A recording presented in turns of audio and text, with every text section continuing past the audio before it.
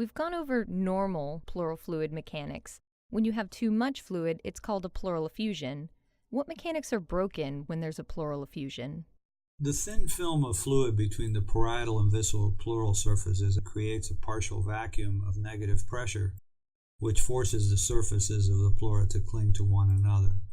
If you have too much fluid under pathologic circumstances, this disrupts the mechanical coupling between the chest wall and the lung, and the pleural surfaces no longer cling together. So the lung actually pulls away from the chest wall.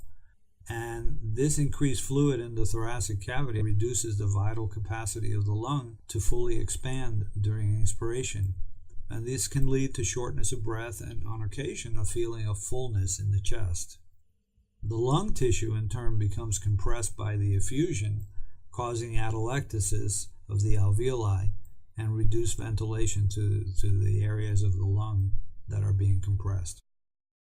Could you give me some examples of where you would clinically see a pleural effusion? One mechanism of pleural effusion formation is that's caused by conditions that increase hydrostatic pressure.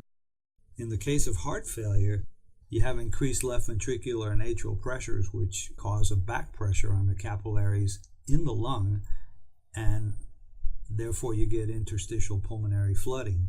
And this causes fluid movement and accumulation by transudation into the pleural space. The nature of this fluid is that it's a very low protein content, and as such it's usually referred to as a transudate. Another example is when there's a tumor in the lung or chest wall.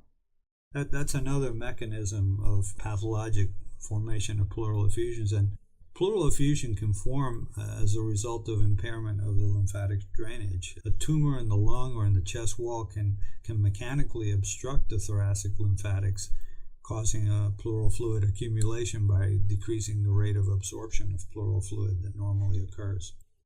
In cases of pneumonia, you commonly see pleural effusions. What causes an effusion in that case?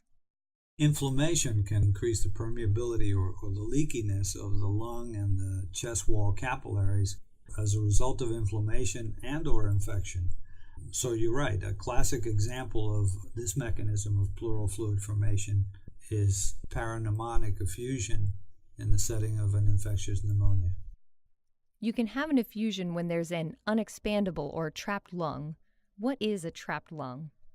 Certain conditions can cause the lung to become unexpandable, if you will, in which case the lung physically pulls away from the chest wall, causing an imbalance of pressure, which favors increased filtration of fluid into the pleural space and formation of a pathologic pleural effusion. You can have inflammatory, infectious, or neoplastic changes which can encase the lung surface, leading to a trapped lung with subsequent formation of pleural effusion. There are cases when there's a pleural effusion and the pleural mechanics are fine, nothing's wrong with them. Where is that fluid coming from? Yeah, that's correct.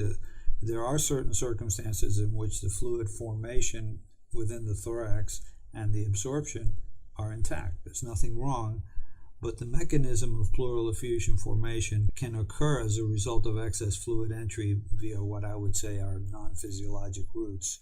And a typical example of this can be seen when peritoneal acidic fluid enters the pleural space via defects in the diaphragm in the setting of liver disease such as cirrhosis.